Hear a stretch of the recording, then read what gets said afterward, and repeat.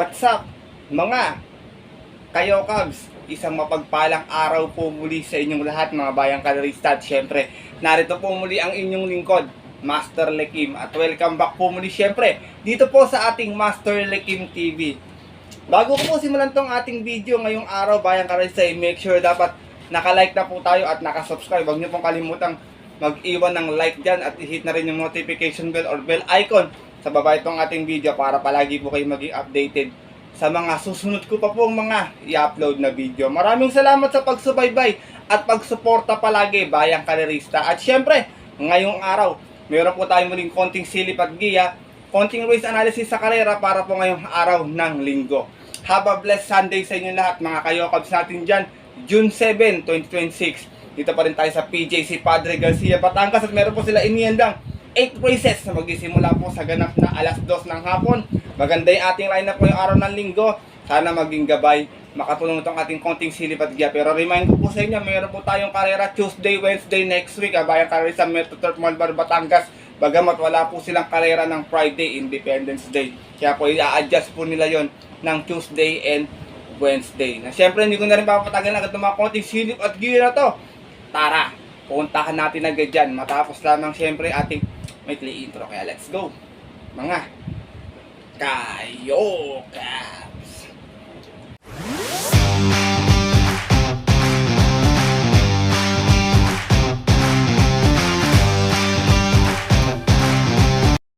At gaya nga po nang nabanggit ko kayo na sa ating intro, meron po tayong 8 races ngayong araw ng linggo. Meron tayong dalawang pick 6, isang winner take all, isang pick 5 at isang pick 4.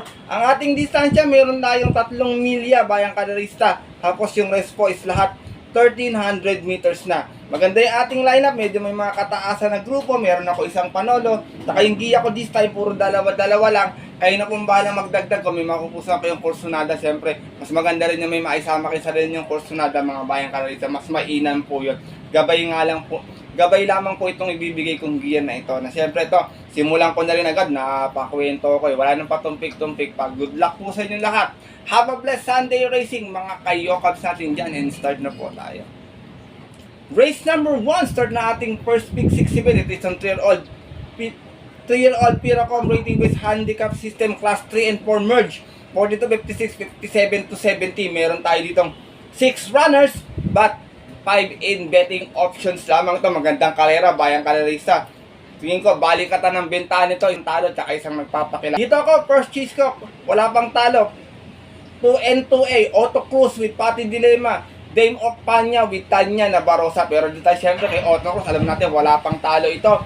Huling takbo niya, may 124.2 sa Malbar, nanalo ito sa 1400, umalis ng 1-1 out of 8 tries sa laban-laban. Same rating base din at yung po ng May 16, tinalo niya po doon yung kabayong si Sexy Bomb. Same rider na rin, regular jockey, Pati Dilema para sa ating numero 2 na si Auto Cruz. Magwawakas na nga po yung win streak niya or magpapatuloy pa. Second choice ko to, medyo hugan din nanalo na karato. Napakaganda tinakbo nito sa Malbar din. Numero 1, Student Regent. Narerendahan po ngayon ni JT Zarate. Meron naman to 125.6 sa Malbar. Nanalo po ito noon. Umalis ng 5-5 out of 5 bars sa laban-laban sa isang special race nung May 3. Tinalo niya po doon yung kabayong si Great Balls of Fire. From Apoy Asuncion, this time ang rerenda, JT Zarate para sa ating numero 1 si Student Regent. Race number 1 mga bayan kayo, sa umpisa pa lang medyo tingko, balikatan agad si Mischief. Di nyo rin basta-basta pwedeng baliwalain yan. Napakainam din ang tinakbo ng huli niyan. 1.17 yan bayang kalerista. Kaya tingin ko itong tatlo na to, video tingin ko bahagyang dikit-dikit lang yung benta. At good luck po sa inyong pick 6 choices. Di ba tayo sa ating race number 2. Simulan ng paborito ng mga kayokabs natin, ang winner take all choices, Philippine Jockey Club Invitational Race 1. Meron tayong 7 drivers na maglalaban-laban. Yung mga mababang grupo, tingin ko madalas nagkakadiyo doon sa grupo na to, bayang galerista. Kaya dito, makibalita kayo. Lahat to may panalo po Dito ako, long shot of the day agad. Numero 3, Old Forest. Narerendahan po ni Boji Henson. Sa segunda to last time, may 123 plat. Umalis ng 4-2 out of 7 drivers sa laban-laban. Sa rating base 1741 at po ng May 23. Kung saan ang nanalo po doon, yung kabayong si Marangal. Same rider na rin, Conrad Henson para sa ating long shot of the day na numero 3 na si Old Forest. Second choice ko, hindi na maganda yung salida last time. Grey Galloper, numero 5, Go Getting. Narerendahan po ni PM Cabalejo. Ito naman, last time pang-apat, may 122.6, umalis ng 6-4 out of 6 stars na naglaban-laban sa isang special race noong May 23, kung saan ang nanalo po doon yung dihadong si Sky Magic. From Ed Jordan Guerra, this time ang rerenda, PM Cabalejo para sa ating Grey Galloper na numero 5, si Go Getting. Race number 2, Bayang Kalarista, gaya na nabanggit ko, start ng winner take all. Tingin ko itong pito na to, dikit-dikit lang ang benta. Kayo na pong bala kung sino yung maladagdag nyo sa inyong diskarte at mga rota. Mahalaga, maka 1 points at good luck po sa inyong winner take all choices. Para tayo sa ating race number 3. Milya ang ating distansya, start na ating second pick 6. Pira Committing Base Class 357 to 70. Meron tayong 7 runners na maglalaban-laban. Dito, first choice ko, baka nagpagbaglang ng kalawang last time to, kinulang sa distansya kasi numero 7, Winfall, narerenda na po ngayon ni Eminem Gonzalez to, talking horse kay Eminem to. Last run, segunda, may 117.2, malis ng 3-1, out of 9 runs sa laban-laban, same rating base at yung po ng May 24, kung saan na-upset po sila doon nung dihadong si Sky Warrior. From Dodong Villegas, this time ang rerenda na Eminem Gonzalez para sa ating numero 7, si Winfall. Kung sakaling nakakabulin siya dito ng mga matutudin gaya ni Circle of Love, Let Your Love Show, Imperatus, tsaka Fields Amor, mapagtulong-tulungan, kung baga, ito, dito, sigurado ako ito makikinabang dito. Second choice ko, numero 4, Street Swag, narerendahan po ni Charles Reyes. Ito, segunda naman to last time, Bayang Kalarista. Meron tong 141.2 sa milya. Umalis po ito ng 2-3. Out of 5 runs sa laban-laban, save rating base at yung po ng May 10. Kung saan ang nanalo po doon, photo lang sila, yung kabayong si Dream Girl. From Mark Gonzalez, isa yung rerenda, Charles Reyes, para sa ating numero 4, si Street Swag. Race number 3, mga Bayang Kalarista, tingin ko na lang may tsamba dito para sa akin, opinion ko lang, si Imperatus na lang, tsaka si Great Sashi, kung magkakaroon nga po ng early speed battle sa unan. Imperatus kasi minsan pinare-remati po yan, pero tingin ko Winfall pag naka-aire mahirapan sila kasi alam nyo naman kung sino mga binabangga nito. By the way, good luck po sa inyong second pick 6 choices. Ibra tayo sa ating race number 4, simula na ating pick 5 event, PJC 3-year-old Philippine Bred Invitational Race winner po tayo rito. Meron tayong 6 riders na maglalaban-laban dito. Sasalohin ko na. Ugando na nalo last time to Numero 2, Kankalo King, na narendahan po ni Alison Pabilik. Meron tong 113.4 last time sa kanyang maiden assignment. Nanalo ito, umalis ng 6-5 out of 14 runners na naglaban-laban pa sa isang 3-year-old maiden at yung po ng May 20, kung saan tinalo niya po doon yung kabayong si Animo Magnolia. Same rider na rin, John Alison Pabilik para sa aking 1 for the day na numero 2. Siyempre, taga dito ako Kankalo King.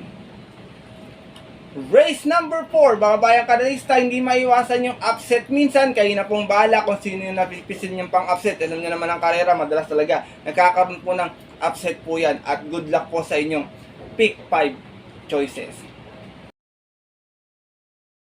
At narito na po tayo sa ating race number 5. Lipat tayo muli ng milyang distansya. Start ng pick 4. Pira Committing Base Class 357 to 70 muli. Meron tayong 7 runners na maglalaban-laban. Dito Bayang Kalarista, dihado muli ang aking pilay sa lang sa Katie Solo. Taga ito dito, kahit nilya kung makakatingin ko makakakwartos, baka meta nila abutan or baka makachamba pa ng dihado. Tumapang sa laban to ngayon Numero 6, M Butterfly, narerendahan po ni Patar Guse. Last time pang-apat to, may 117.8. Lumutya kay Winfall last time Mas to ng 6-2 out of 9 runs sa laban-laban. Same rating base at yung po ng May 24, kung saan ang nakinabang nga po ng karera na yun, yung dihadong si Sky Warrior. Same rider na rin, Patar Guse, para sa aking dihadong muling numero 6 na si M Butterfly. Second choice ko, hindi niya grupo to, nagbabalik pista, numero 7, Longevity, Horse to Beat. Narerendahan po ni Dodong Villegas, galing sa barrier last time, may 113 flat to. Umalis to ng 2-2 out of 5 runs sa laban-laban sa isang barrier run nung May 20, kung saan tinalo niya po doon yung si Samoan Judoka. Same rider na rin, AR Villegas, para sa ating numero 7, si Longevity. Race number 5, mga Bayang Kalarista, kung sakasakaling magkakaroon pa ng medyo magandang upset dito, tingin ko na lang ang kalaban niya rito, yung inaabangan kong si ECJ, tsaka si Tadeus yan, medyo ECJ, kumukuha lang ng tempo yan, kung kutsalo nyo, kahit didibat, pwede nyo kaladgarin yan. Good luck po muli sa inyong pick 4 choices. Diba tayo sa ating race number 6, Pira Committing Base Class 4, 42 to to 56. Sorry, parating na ating pick 6%. 1300 yung ating distansya. Meron tayong 6 runners sa maglalaban-laban. Dito kung kanina solo ko si Kankalu King. Dito first choice ko naman. Numero 6, Batang Kankalu. Narerendahan po another Allison Pabilik. Nanalo to dito noon, may 128.2 sa 1400, umat ng 7-6 out of 7 runners sa laban-laban. Same rating base at yung po ng April 26, tinalo niya po doon yung narito rin si Summer Rule. Same rider na rin, Allison Pabilik para sa ating numero 6 na si Batang Kankalu. Second choice ko, Giant Killer, numero 2, Grey Galloper, Lady Secret, narerendahan po ni JB Bakaykay. Nanalo naman po ito dito noon, bandera tapos may 119.4, umalis ng 6, umalis ng 1-1, out of 6 runners sa laban-laban, same rating base at yung po ng May 10. Tinalo niya po doon yung kabayong si Manny 4B Pani. Same rider na rin, JB Bakaykay para sa ating numero 2 na si Lady Secret. Race number 6, mga bayang karera, tingin ko outsider lang sa karera na to. West Tower, tsaka instant notice, yung natitirang 4, lahat po yan may panalo. Kayo na pong bahala, sipat po kayong maigi at good luck po sa inyong race number 6. Para po tayo sa ating race number 7, kung saan ito yung ating penultimate race ngayong araw ng linggo. Isa itong Pira Committing Base Class 440 to 56, meron tayong 6 runners sa maglalaban-laban.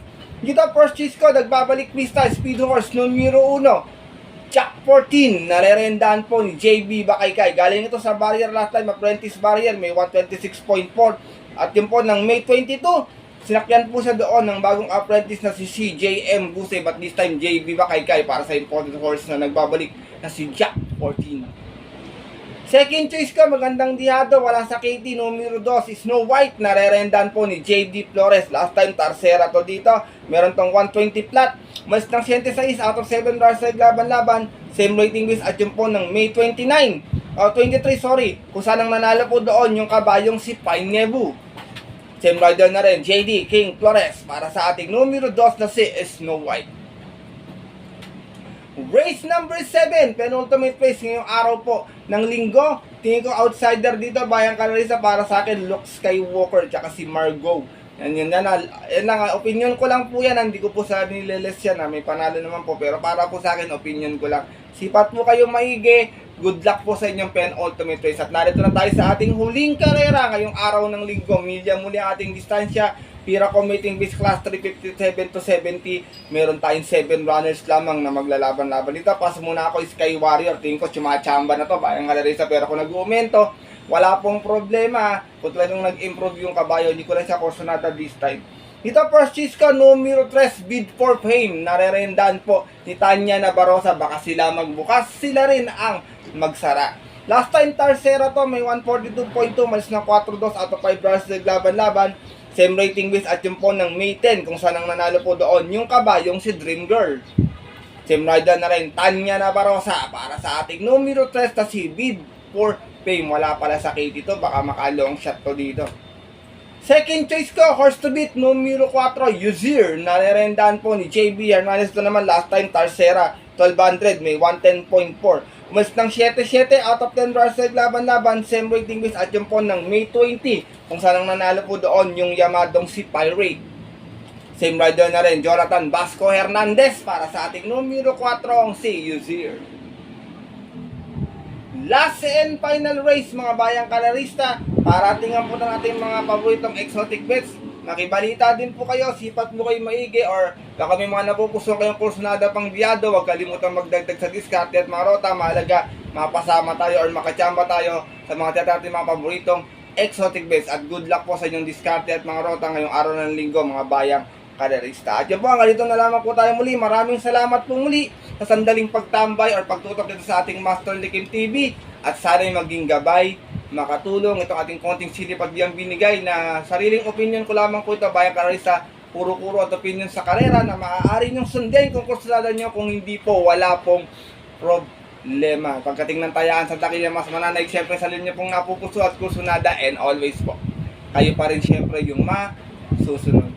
Good luck po muli sa inyo lahat, and have a blessed Sunday racing, mga bayang kadarista. Medyo nag-uulan yung ating panahon. Siyempre, Sunday, yung ibang mga nagsisimba, huwag kating kalimutan magsimba muna bago pumunta sa mga paboritong off-track betting station. At huwag din magkalimutan magdala ng payong, kasi medyo malamig na yung panahon natin, tsaka mag-jacket na rin kayo, bayang kalesa, lalo yung mga mag-chill dyan sa OTV. Ang ganda ng lineup ngayong araw po ng linggo. Muli, good luck po sa inyo lahat and happy betting. Sa mga pupunta po ng mga pinalang off-track betting station, stay safe everyone po sa inyo lahat. God bless, bayang kalarista, lalo na sa mga solido ditong diyadistang mga kayo.